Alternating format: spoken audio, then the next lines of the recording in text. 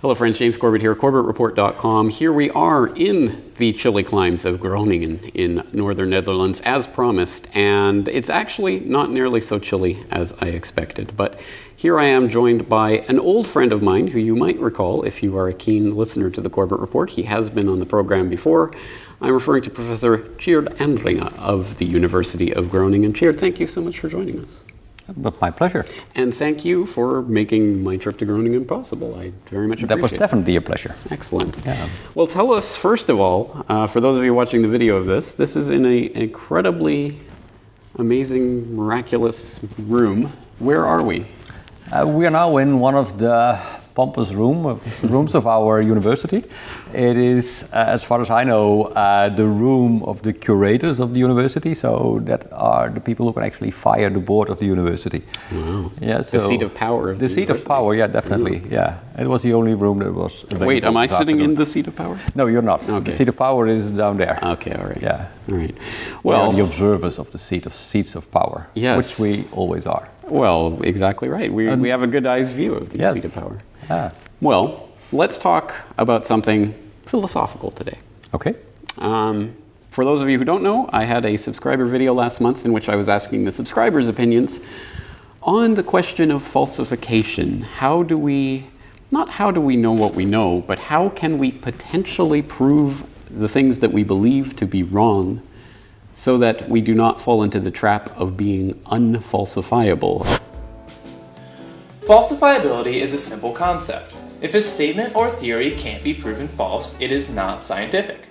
For example, the sky outside is cloudy could be considered a scientific statement because it can't be proven wrong. It is falsifiable. And this requires a bit of setup, I suppose, to explain this concept. Rather than me trying to articulate that, what do you take falsification to be? Well, a falsification is a process to figure out whether your expectations about something are actually correct. And so you come up with an expectation, you call the hypothesis, and then you say that the hypothesis should hold in a certain situation. And then you look in that situation, you conduct an experiment or something like that, and then reality will tell whether or not the situation is as it is expected. Right. And when it's not as expected, it's not false, it's not supported, it's falsified, and therefore we say we can reject this particular hypothesis. So my understanding is the idea is it's important because if we are able to make a prediction from what we already know, and that prediction can be proven either false or true, then it doesn't mean we're correct, but it means we are at least able to verify in some way whether we are incorrect. Yes and no. The yes part is you can also only prove something in a closed environment. So you always have to say, let's suppose that this and this and this and this holds, and then given that we think that this and this, or that we prove that it actually holds, and then within that environment, then we can say, we can prove something. We can falsify it or say, we disprove it. But in an open environment, you can't prove anything because you can't say that you can't control all the variables. So you can only falsify in a closed environment. I mean, that makes a lot of sense. And that therein poses the very problem, the sort of core of the problem of what I'm dealing with, because I'll tell you where this arose from. I was thinking, I mean, I've thought about this for years, but I was thinking specifically about something like the plane crash of Christophe de Margerie recently, the Total CEO.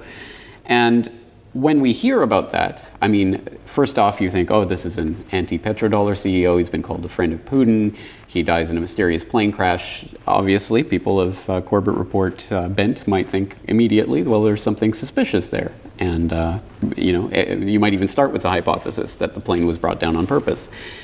But then you learn, for example, well, the plane didn't just crash. It hit a snowplow and thus exploded or whatever on the runway.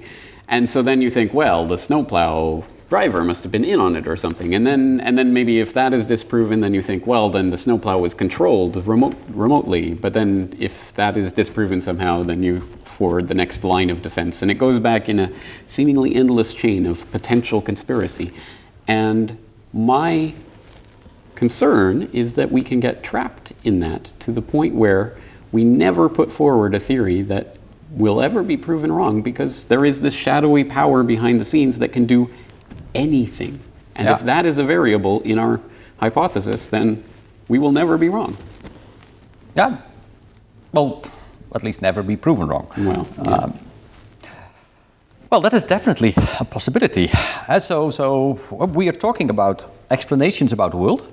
And if you limit yourself to a particular set of explanations and you allow that set of explanations to perpetuate itself, even in the face of contradicting evidence, or the lack of supporting evidence, to continue, then you will always remain trapped in that particular set of hypotheses.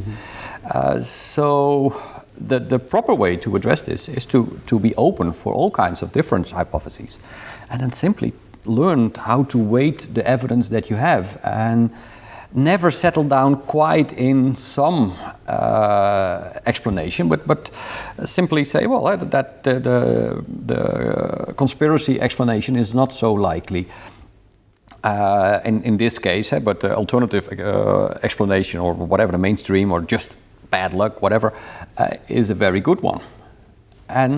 And then all of a sudden you get some more information, and then the conspiracy one becomes more prevalent, or the other way around. Right. So don't think the world is closed. In a closed world you can prove that 1 and 1 is 2. But in the real world, we always have to work with options that might be more likely than other options. Yes. Yes, because obviously this is, I don't know if it's a metaphor or if it's an exact use, but it obviously comes from science, where things are done in a laboratory setting, experiments can be conducted, Exactly. which cannot be done in the case of global geopolitics. No, and that is something that I find really interesting. So in an open world, something that you can't control for all the variables, so you can't prove that everything that is necessary for you in order to come up with a testable hypothesis is actually there. So you can't work this way. So you can't prove anything anymore. But you can do something else. And we do it all the time. I mean, it's called understanding. You can try to understand it. And so one way of thinking about it is to make the separation between the weather and climate. So the weather is something that happens. It's like the news. All kinds of things are happening. You can measure them.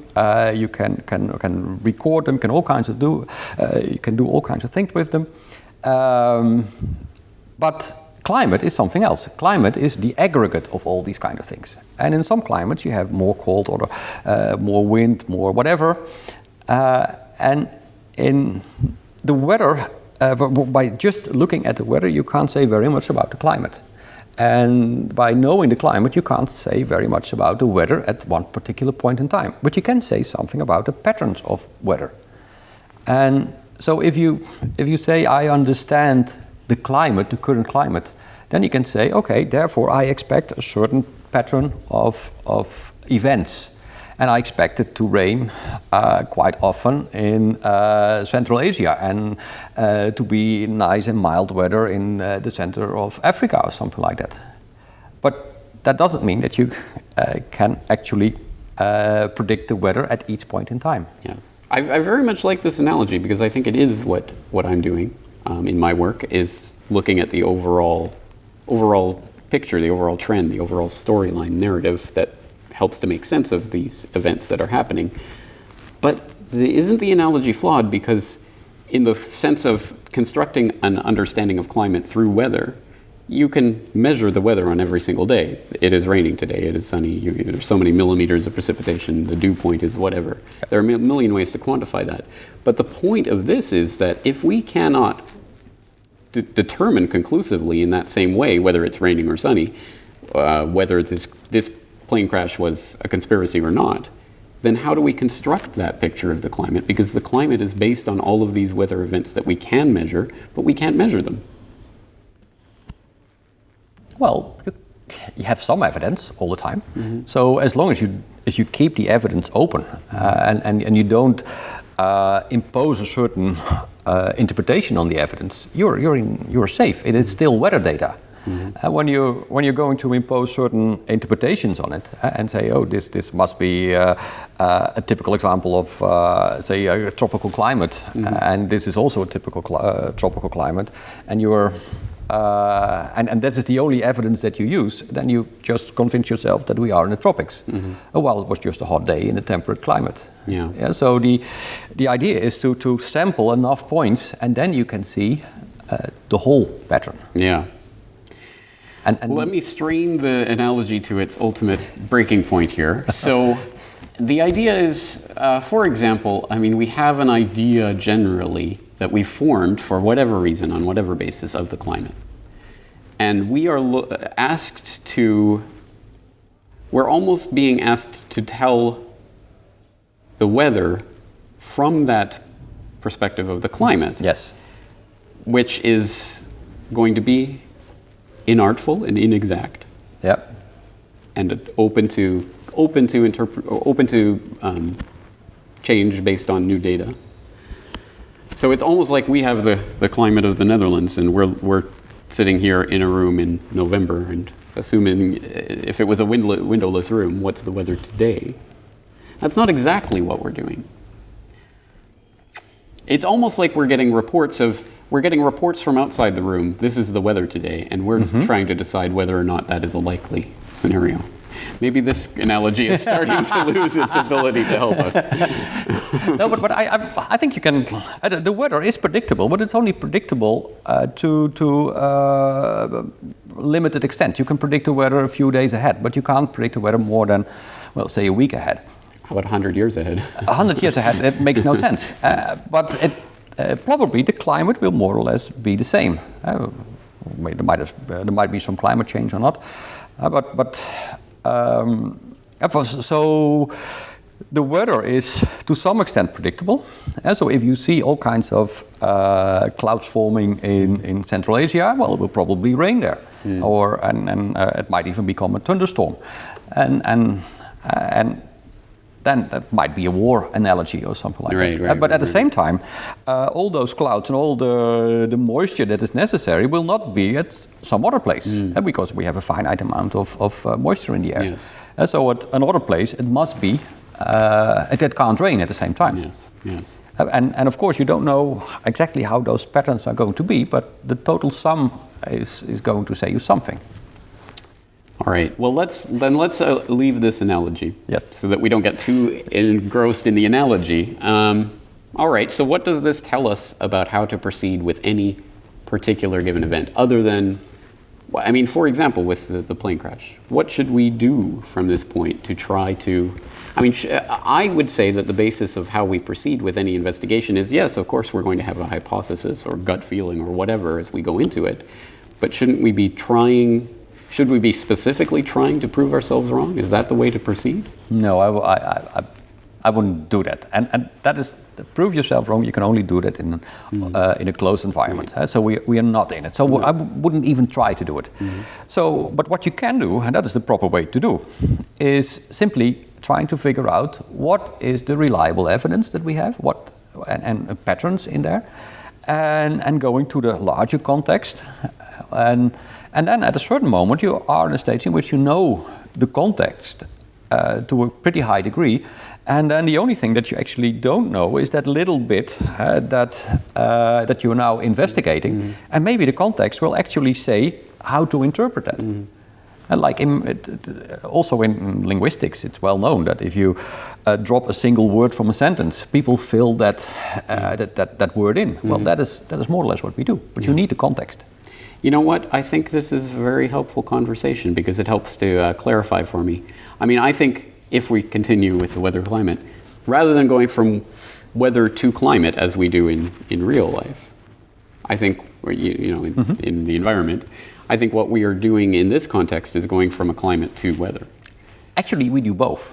And the weather informs the climate, the news informs our understanding of the whole world, and our understanding of the world informs the interpretation of little events. And with that interpretation of smaller events, we are going to look for particular evidence. And when we find it, okay, that is supporting evidence for that particular interpretation. And so we are not falsifying. We are searching for supporting evidence, but in a structured way, given on our understanding of the whole. So I think for the purposes of understanding the world, the understanding of the climate is the more important. I would say so, yes. Yeah. And the weather or the particular geopolitical events, well, actually it doesn't matter so much whether the bombing was in one place or another place. What is interesting is who were involved, whether they were at place A or place B. Yes. Yeah, and who benefits typically. All right. Well, I think that is helpful in a lot of ways. Okay. I don't know how to process this at the moment in terms of what I do, but I'm going to cogitate on it. Which I would expect nothing less from a professor in the cognitive sciences to make me cogitate on things. All right, well, thank you very much. Is there anything else you'd like to add on this subject? No, I don't think so. Why don't you tell people how they can find out more about yourself and your work? I maintain a website. It's called geopoliticsandcognition.com. I haven't done much about it at this moment, at least for the last year, but I will maintain it more or less. Currently I'm involved in setting up a university college, which is great fun, but it's also, quite taxing. But it's a very good way of really thinking about what it means to be a teacher and what it is to teach people how to think properly. Yeah. And then we are exactly in these kind of things. Yeah. Interesting. Well, I want to thank you once again for this conversation and for making it possible by bringing me here. So thank you very much. It was a pleasure. Excellent. Yeah.